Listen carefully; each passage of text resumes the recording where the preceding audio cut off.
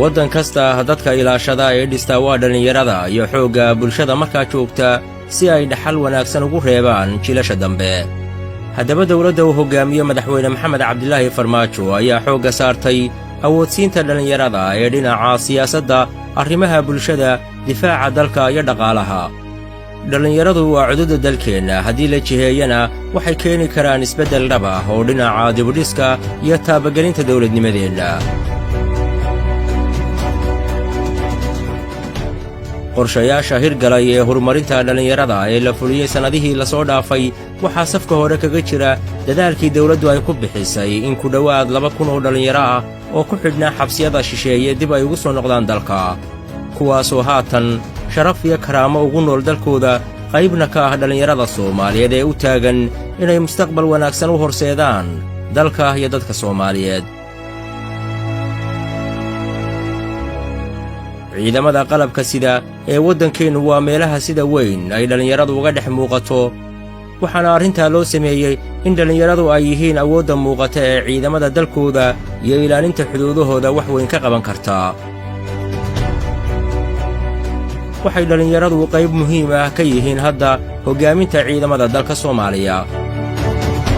madaxweyne maxamed cabdilaahi farmaajo oo ka duulaya in dhallinyarada Soomaaliyeed ee hormuud u noqoto hoggaaminta iyo dawladdiska dalka ah ayaa u magacaabay talisyada ciidamada qalabka sida dhallinyaro saraakiil ah oo wax weyn ka beddelay shaqada iyo muuqaalka ciidamada. 2018kii dawladdu waxay fulisay mashaariic shaqa abuur ah oo ku kacay $1.6 milyan kaasoo ay ka faa'iidaysteen 1,000 dhallinyaro Soomaaliyeed oo ku nool magaalooyinka Muqdisho, Kismaayo, Boosaaso, Beledweyne, Baydhabo iyo meelo kale. 2019kiina waxay dawladdu fulisay mashruuc kor loogu qaadayo tayada iyo xirfadda dhallinyarada, sidoo kalena ganacsiyo yaryar loogu samaynayo kaasoo ku kacay $31 milyan. 2021kii waxaa la bilaabay mashruuc wax looga qabanayo xaaladda dhaqandhaqaale ee dhallinyarada kaasoo ay ka faa'iidaysteen in ka badan 8,000 oo dhallinyaro ah.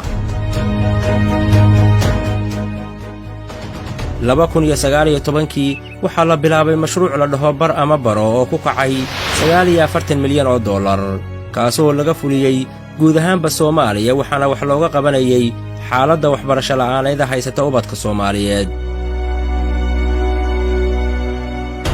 2020kiina waxaa la fuliyey mashruuc ku kacay $1.6 milyan, kaasoo lagu taageerayo dhallinyaro ganacsata.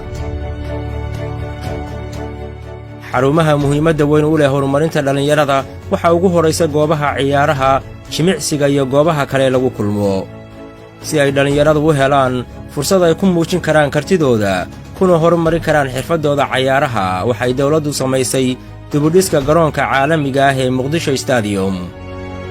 waxay kaloo dhaqaale kaga qayb qaadatay dhismaha garoommada ciyaaraha ee Gaalkacyo iyo Garoowe iyo Dhuusamareeb. waxay kaloo dawladdu meel marisay xeerar iyo sharciyo ku saabsan horumarinta dhallinyarada.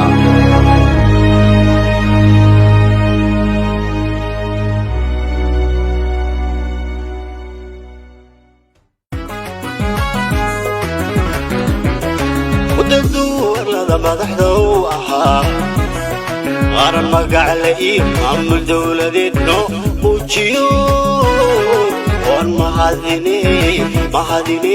mahadine ugu daraa mar kale.